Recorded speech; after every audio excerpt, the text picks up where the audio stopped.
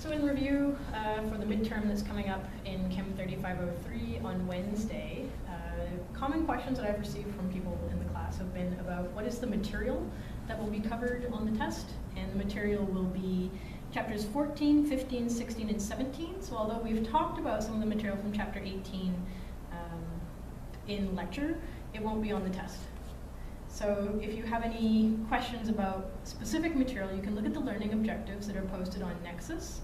And there's a series of practice questions that go along with each of the learning objectives. They're typically harder than the questions that would be on the test. They're sometimes reflective questions that you can spend a great deal of time thinking about to come up with an answer for. And I know that on the test you guys only have 50 minutes to answer a whole bunch of questions, so they'll be pretty superficial and pretty easy. Other questions have been what will be the format for the test. So the format of the test, it has two parts. It will be 50 minutes. It'll probably take everyone 50 minutes to write. It's not designed to be a especially short test. It's designed to be kind of long. There's two parts. The first part is multiple choice. So there are 16 multiple choice questions. Each one of those is worth 1 mark each. The whole exam is out of 32, so that means that the multiple choice is half the test. And then part B, I've divided into 4 questions, and the idea is that each question relates to material from each of the different chapters, kind of. It's hard to cover the information from one chapter in isolation from the other chapters. But that's the idea, is that each question kind of represents one chapter, and they together make up the other 50% of the course. So 50% for long answer-ish, and 50% for multiple choice. The multiple choice will be done with bubble sheets, so it's a good idea to bring a pencil and an eraser. And the rest of the exam, you're free to write in pencil or pen. My preference is pen, but I can't make you write in pen, so you write whatever you want. And sometimes people end up using the back side of the sheets because they write in pen and wish they had written in pencil. So yeah, feel free to write in whatever you want. I said it'll probably take the full 50 minutes. There are a number of different sittings for the test, so there's a bunch of different times that people can come in. Check Nexus and the course syllabi, the course outlines, to find out all the times that are available to you. So on Wednesday you have 9:30, 12:30, and 6:30 are all times that are available for anyone who wants to write during those times, and they're all in classroom 3L08 up on the 3rd floor of the locker. Other questions that are very common include, what equations will I be given on the test? So I'll give you that information. So you'll be given the Faraday constant. So F will be given, and the units are going to be joules per volt mole. So that's the same units that are typically given in textbooks. The ideal gas constant will be given, and the units are going to be joules per mole per Kelvin. So again, the typical units that you're used to seeing for those units, for those constants. And then I'll also give you this value. So the conversion of Celsius to Kelvin. I know you guys can do this, but we're in 3rd year biochemistry now. You guys don't have to necessarily get caught up on trivial information like this. So if you can't remember, don't worry, it's written on the test. I don't expect you to use these usually 2 decimal places that are included in that too. I don't really care. I'll follow your calculations to know if you rounded or if you didn't round. So you have to make sure, in past years, because I don't give 0 degrees as 273, I've had people in the past accidentally do the wrong calculations with the temperatures. Keep that in mind. So those constant values will be given. And then the equations that I'm going to give on the test, you'll be given a table of all the E0 prime values that we saw in class. So the table is actually just stolen right from your textbook. And the equations that you'll be given are typically relating to free energy. So got the idea of being able to calculate a delta G value given the delta G naught prime value and RT ln. And then sometimes you see this as Q, sometimes you see it as K. It's given as K on this particular test. So whatever is the reaction quotient for your particular reaction, so kind of like where the equilibrium constant comes from.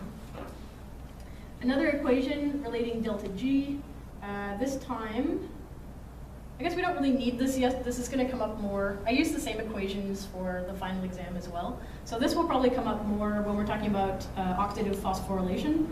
But you saw this back in 3502 for transport. So anything that is an electrogenic transport process, if you create a potential across the membrane that you're transporting solutes across. So that won't be very useful for this test, but it's on there just so I don't forget any equations for the final exam. So maybe not of great use in this particular test.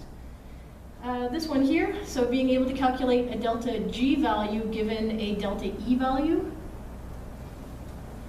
and keeping in mind how many electrons are being transferred in your particular reaction, your redox process. And then the ability to calculate a delta E value given a delta E naught prime value, and the adjustment value that goes along with that, RT over NF, and again, ln K. I say some people put that as a Q, similarly sometimes people put that as a Q2, but whatever your reaction quotient is in relation to the concentrations of your reactants and products at a given point in a reaction. So those are the equations that will be given to you on the test, so you don't need to memorize them. If there's another equation that you like to use when you're solving answers like the ones at the back of the textbook, it might be something useful for you to memorize.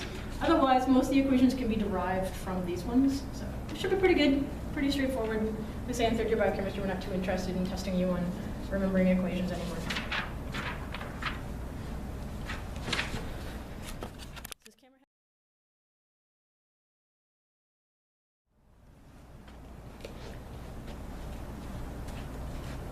By request, I'm going to answer a question about the idea of like a carbon chasing question through glycolysis and gluconeogenesis.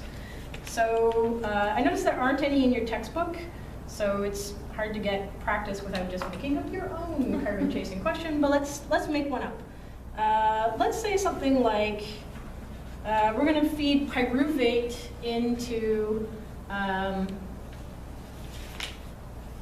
let's say we're going to feed it into gluconeogenesis, and then we're going to determine where our carbons are going to end up based on the location of carbons that we're feeding in. So where do we want to label our pyruvate? Let's label it at the ketone carbonyl. Why not? So let's say that this carbon right here is labeled with, say, carbon 14 or carbon 13 or something like that. So let's say that we have this carbon 14 labeled metabolite, and we're going to feed it into an organism, and somehow we're going to get it to exclusively go through gluconeogenesis. So where would the label show up in, say, glucose, if we fed it this particular compound? So glycolysis and gluconeogenesis are interesting because there is an equilibratable step between the GAP and the DHAP, so it makes it kind of interesting. So let's say we were going back through gluconeogenesis. From this point, we would go to oxaloacetate. So the oxaloacetate, keeping track of where the carbons are coming and going in this particular molecule. The new carboxylate group will be this carbon out here, which means that our carbonyl that is isotopically labeled will be this one right here. Got a minus charge. All right, so from oxaloacetate now to phosphoenol pyruvate. This step involves decarboxylation of this carbon, and then we're going to phosphorylate, well, we're going to form the enol and phosphorylate of the remaining pyruvate part of the molecule. So PEP as a product from this molecule, and I would like on the test that you draw out all the atoms of your phosphate groups, if it's relevant to the question. It's not, don't worry about it. So going to our PEP molecule that is derived from oxaloacetate via gluconeogenesis, following through, this is the carbon that was lost by decarboxylation. This would have been the methyl group of pyruvate, is now the terminal methane of our PEP. which means that this carbon here in the enolate part of PEP is now the isotopically labeled carbon. So moving back from PEP back to 2-phosphoglycerate, back here, at this point, 2,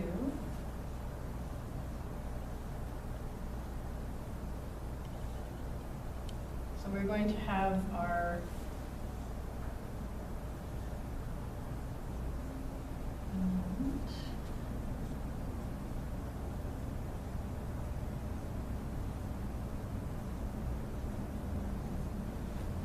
going back to 2-phosphoglycerate.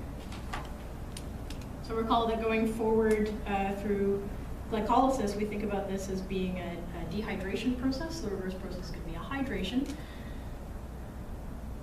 So now that is a fairly easy carbon to follow at this point because it's the carbon with the phosphoryl group on it. So then going back to 3-phosphoglycerate, let's go this way, to 3-phosphoglycerate, simply an isomerization process. So we're going to move the phosphoryl group off of our 2-hydroxy group onto the 3-carbon hydroxy group. Where do I have the most space? Let's put it here. Steal that minus sign.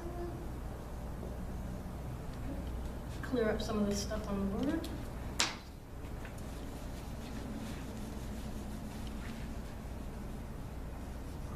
So the isomerization process, if you recall, in the active site of the enzyme, is simply phosphorylation of the 3-hydroxy group and then removal of the 2-hydroxy phosphoryl group, which means that that 2-hydroxy carbon will remain the isotopically labeled carbon.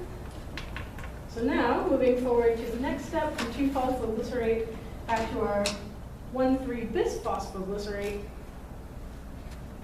Recall that this is considered a very thermodynamically favorable step going through glycolysis. So going back through gluconeogenesis, this is one of the steps that has to have an alternate enzyme to help it out, because we're going to put a high energy or a high phosphoryl transfer potential group onto that phosphoryl group. So now our carboxylate group has a phosphoryl group. Our 2-hydroxy group remains unphosphorylated, and we still have that 3-phosphoryl group on there. So in keeping track of the carbons in our molecule, the one that has the carbon-14 label on it will remain as the 2-hydroxy carbon here. So from 1,3-BPG, backwards through gluconeogenesis, now is where we get to the tricky part in glycolysis. So from this point, we're going to go back to, well, I guess it's not quite the tricky point yet. It'll be the next step. So now we're going to go back to glyceraldehyde phosphate. So GAP, when derived from 1,3-BPG, we're going to have our aldehyde, our hydroxy group, and our phosphoryl group.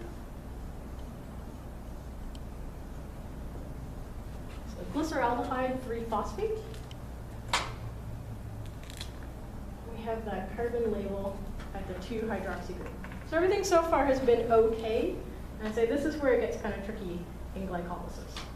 So because glyceraldehyde 3-phosphate can be turned into dihydroxyacetone phosphate, and that this process can be used in the subsequent step in order to synthesize our hexose type molecules. Let's do the oxidation. Hydroxyacetone phosphate. Now we have dihydroxyacetone phosphate that's going to have a labeled carbonyl. So when we add GAP to DHAP in the subsequent step in gluconeogenesis, The assumption here is that the DHAP that's required, let's say that all the DHAP that's required in the next step to go back to our fructose bisphosphate is going to be derived from the gap that turned into DHAP. So let's say there was no other source of gap in this particular organism. So it's going to take one equivalent of the labeled gap, and it's going to take one equivalent of the labeled DHAP.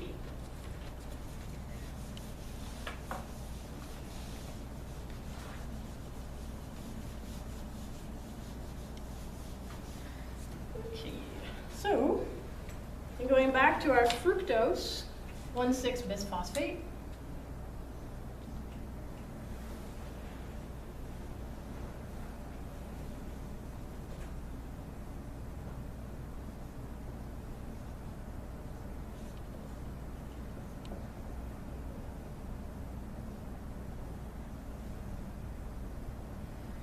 I go from this up, down, up. And we're going to say that was this.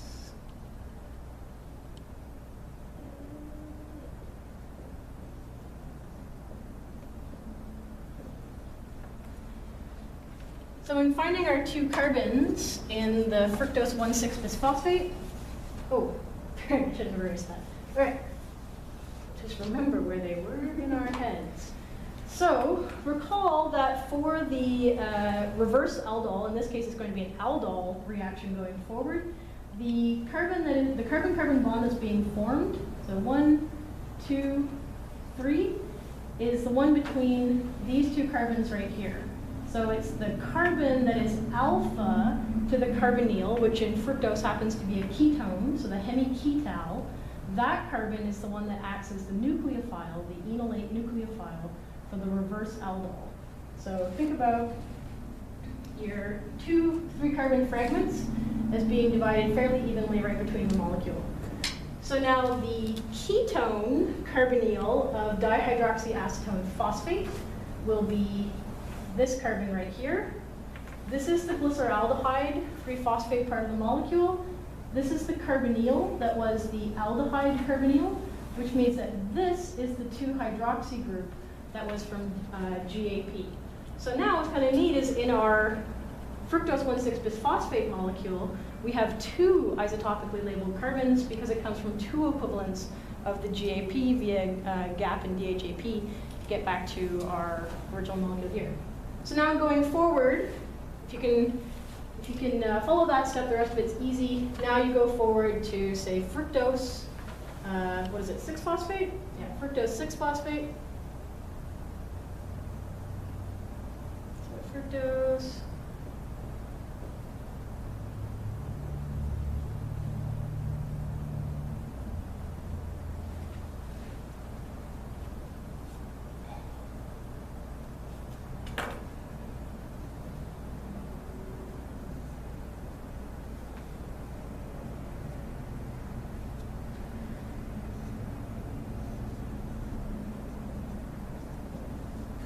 We freed up the phosphoryl group at the 1 position, so fructose 6-phosphate.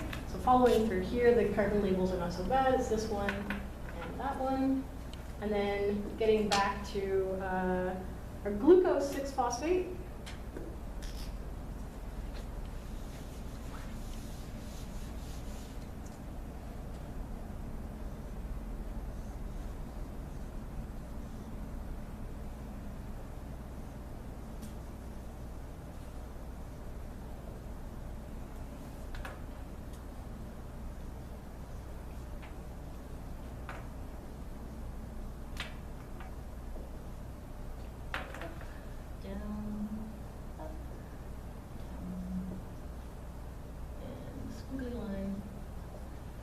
Oh no, yeah, because it's not got a phosphoryl group on it.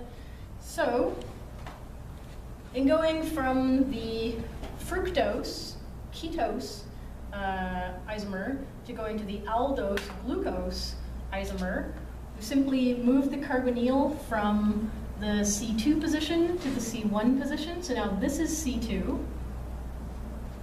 So that used to be the ketone carbonyl.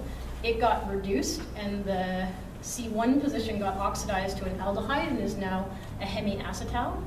And then C5 has stayed where it was over here as what we used to refer to as the configurational reference atom in our hexoses. And so then the last step, get back to glucose. If we're going to say go all the way through gluconeogenesis back to glucose, we'll be simply removing the phosphoryl group. And so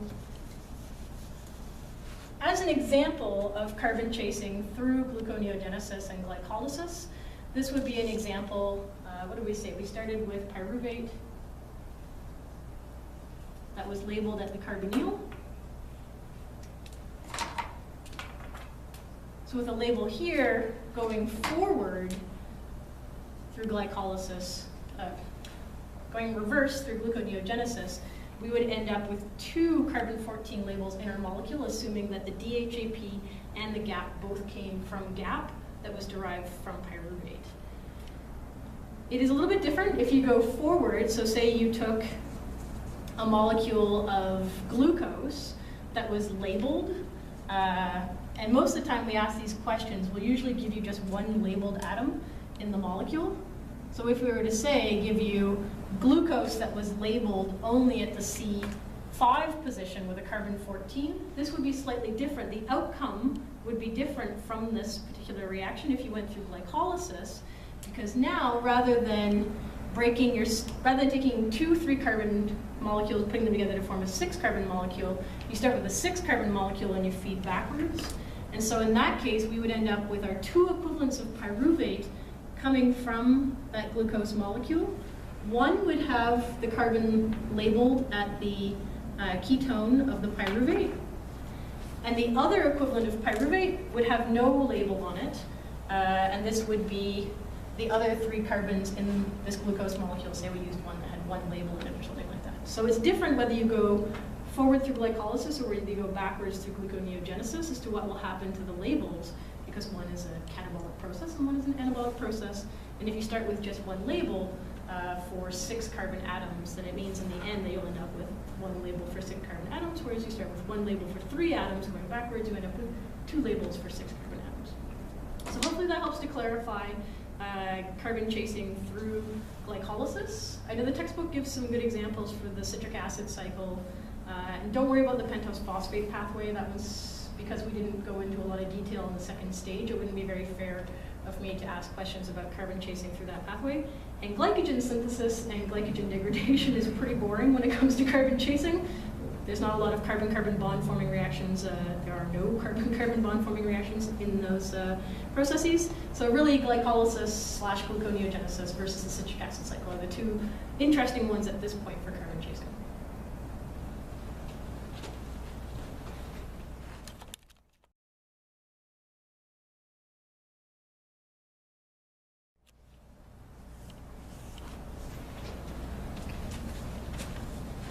So as an example of a question that uses standard reduction potential values and standard reduction values and their relationship with delta G for redox processes, we're going to try chapter 15, question number 10.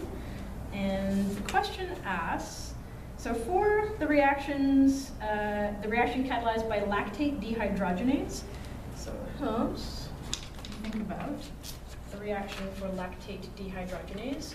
And assuming here that we're thinking of the reaction in a forward direction, and I guess your answer will depend on, to some extent, on how you define the question, but the question subsequently goes on to give a series of ratios of, say, lactate to pyruvate and NAD plus to NADH. So assumedly then, if we're thinking about lactate as being in the numerator and pyruvate as being in the denominator, we're thinking about this going from pyruvate to lactate to make it the easiest way to solve. We could do it the other way too. So we think about pyruvate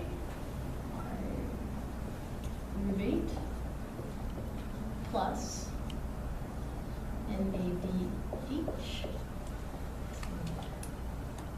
a darker marker. Let's do blue again.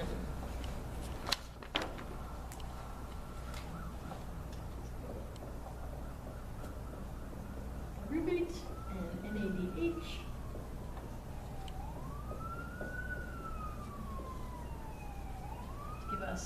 lactate. So a reduction process, and NAD+. So if we were to write a reaction quotient, or if we were thinking about calculating an equilibrium value for this particular reaction, catalyzed by the enzyme lactate dehydrogenase, and we would come up with a value like this. So lactate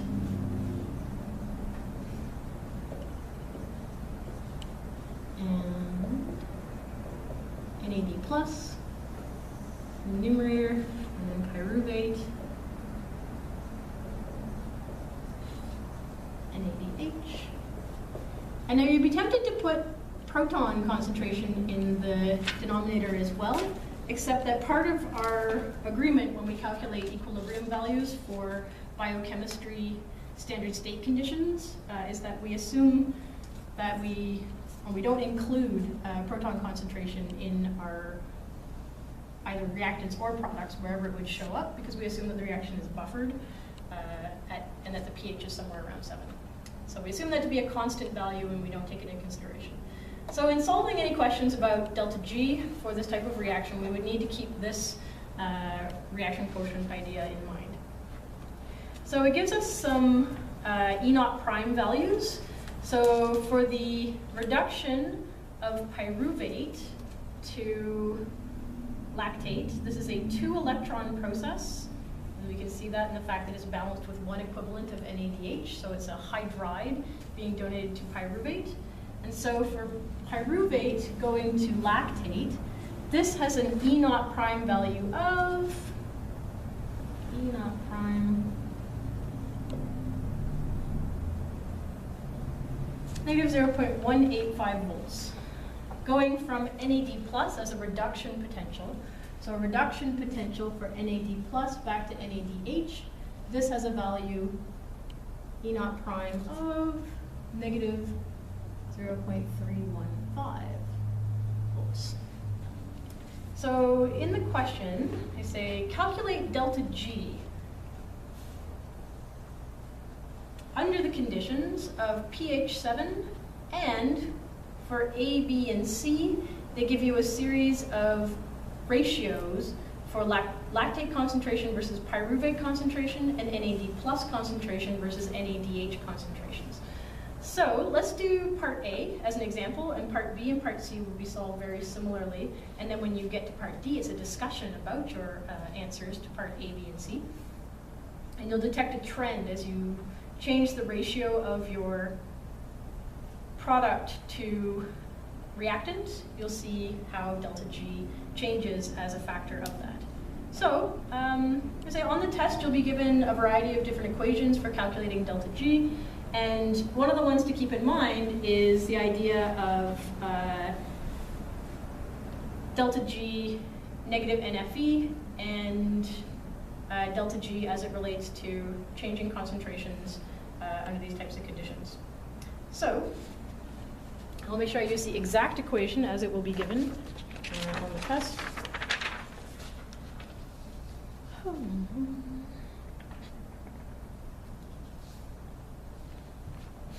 Right, so let's go for calculating a, so you would like to calculate this by using negative NF delta E, but at this point all we have are E0 prime values. So if we want to find a delta E, we're going to have to calculate E0 prime, and then we're going to have to correct for the factor NF. I say ln K value, whatever it is that's under these particular conditions. So before we can solve for delta G, let's solve for our delta E. So delta E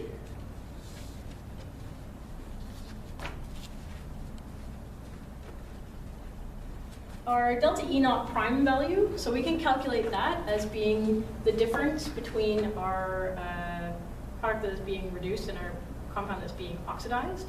So it would be, pyruvate is in fact being reduced. So delta E naught prime would be negative 0.185 volts. And then you can either think of it as being plus, as in the opposite of what you have, or have it as being negative, the species that is being oxidized. So do I have that number calculated? No. Find a calculator. Do you have a calculator? You do. All right. So the answer to this basic arithmetic is positive 0.130 volts. So now we have a delta E naught prime value that we can put into our equation. So we have to use other values. R is the gas constant. T, I think, is stated somewhere in this question. If for some reason I weren't to state it, you can assume, don't assume anything, just ask me if I forget to put it on the test. Somewhere in here they must have said the fact that T is going to be 298 Kelvin. Somewhere in there. It was at 25 at some point. So 298 Kelvin is going to be T. R is going to be our gas constant value. N is going to be 2. These are a 2 electron oxidation and a 2 electron reduction. So this value is going to be 2. F is the Faraday constant, so we're given that number as well in units of joules per volt mole that will cancel out with everything nicely here. And so then ln K, how will we calculate this? So K is, you can think about it as being 2 ratios, right? Lactate to pyruvate multiplied by NAD over NADH. So in the question, you are told that for part A, so question 10 part A, you're told that the lactate to pyruvate ratio is 1, and that the NAD plus to NADH ratio is also 1. So this K value is going to be 1 times 1. So before we even do too much calculating down here in terms of putting in all these numbers to calculate this second half of our delta E value, you'll notice that 1 times 1 is 1, and then the ln of 1 should be 0, right? So this whole value is going to cancel out under these types of conditions. So that won't be true for the other part B and part C, but this also saves us some time in drawing stuff on the board.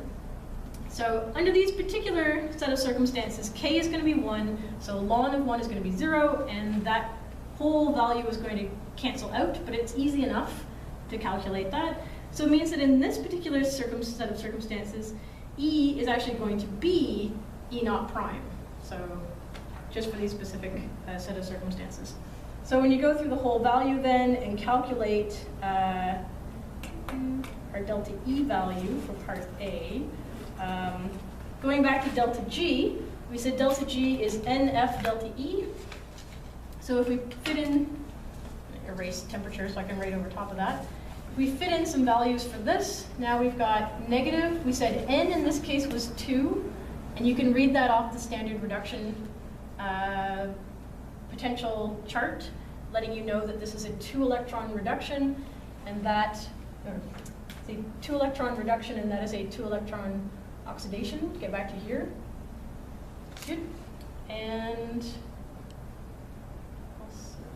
so we got negative 2F is given, as on the test it will be given to you in the same way that you're used to seeing. So what is it, 96,485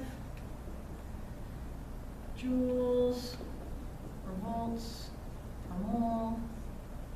And then delta E, which, as we said in the circumstances, will be E naught prime minus 0. So E naught prime, positive 0.130 volts, gives us a value for that equation. According to this answer key, it says it's negative 25.1 kilojoules per mole. So I have to admit that honestly one of the most common mistakes that I see in biochemistry is the fact that people will often forget to make the conversion from joule to kilojoule. I know it seems really silly, but you've got so much other stuff to focus on in biochemistry that apparently sometimes people just forget about joules to kilojoules. So it's not so much a huge issue here, but when you're doing delta G value type calculations using delta G naught prime, people will often forget to make the conversion. So the answer to this particular question then would be delta G under these circumstances would be negative 25.1 kilojoules per mole. And so we think about, does that make sense from the information that we're given? So with product to reactant ratios that don't necessarily say that the reaction has to be going in any particular direction, any net direction, equal concentrations of our reactants and products. The reaction is driven by the fact that this is a thermodynamically favorable process, as seen by the fact that it has a positive delta E naught prime value. So the delta E value then, putting a positive value in here and negative, gives you overall a large and negative delta G value. So something to keep in mind. And as I say, if you go through part B and part C, you'll find that as the ratio of the products to reactants gets higher and higher, understandably then the reaction becomes less and less thermodynamically favorable in a forward direction. So your delta G value gets higher and higher. And so part D of that question asks you to discuss how product to reactant concentrations affects delta G. And you can discuss the idea that as product concentrations start to rise, the reaction becomes less thermodynamically favorable to the point where at some point, whatever the concentration of product to substrate is, the reaction actually starts to become thermodynamically favorable in the reverse direction, because assumedly then your reactant concentrations are going to